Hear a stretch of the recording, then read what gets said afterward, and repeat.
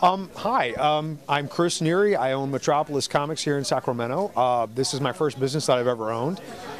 We started out with just a small little idea, and we've actually blown up now completely into the most incredible comic store here in Sacramento. And we absolutely love it here. We're actually thinking about expanding out, so we're going to have to see how that goes. My first comic book, and I actually have a copy of the original adventure comic that my dad gave me when I was 4. Because my parents were trying to blackmail me by saying, here, have some comic books. And I'm like, oh, no thanks. And the reason why they were doing that is because they were trying to blackmail me to tell me that I was going to have a new brother or sister coming in. And that I needed to be a big brother and read to the new sibling that was coming.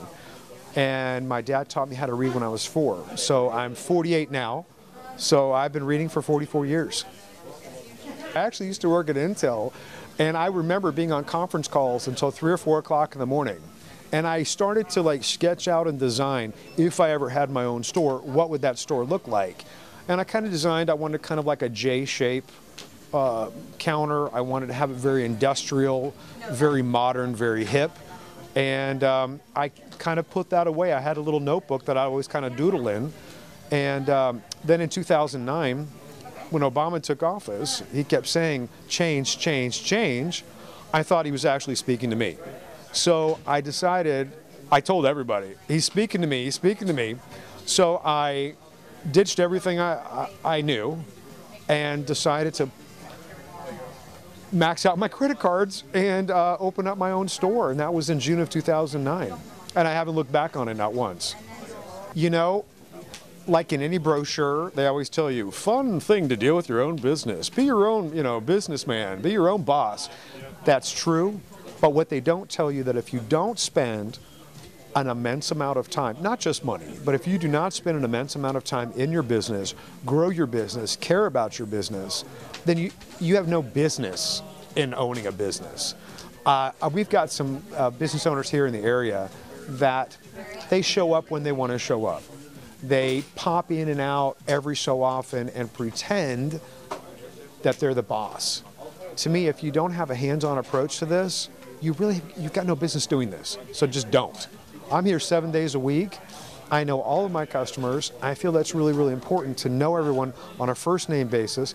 It's really hard to remember everybody's name, but at least there's a recognition that I do know that person, and I want them to feel comfortable in my store because I want them to come back. And I want them to know that we're going to treat them the best way we possibly can. So yeah, that's my only regret is nobody told me I'd have to work 7 days a week. That's it. Most people think that when you own a comic book store that I'm sitting around all day long reading comic books, or I'm humongously fat, just like the guy that they see on The Simpsons. Yes, I could stand to lose a couple pounds, but there is really no time to sit around and read a comic book. I think it's really, really important to interact with the customers. I think it's important that if you're going to put a book in a child's hands, that book needs to be something that they can read, that they can understand. It has to be age appropriate. But mostly, I just want to make sure that my customers know that as soon as they come in, they're going to be greeted. I want them to feel wanted. And I want them to have that feeling each and every time that they come in. Probably the most interesting thing is actually working with the people. We've had the most tremendous amount of customers that have really good hearts. They're fun to be around. Got people with great senses of humor. Got a lot of twisted sense of humor.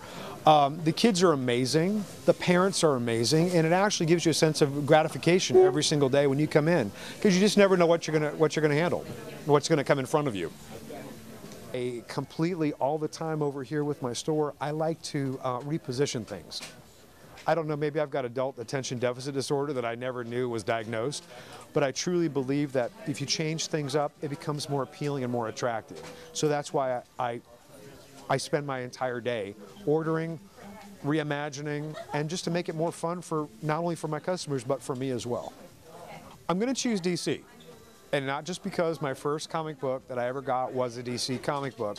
I think for DC, the current storylines for me are completely cohesive. Everything interweaves with another book.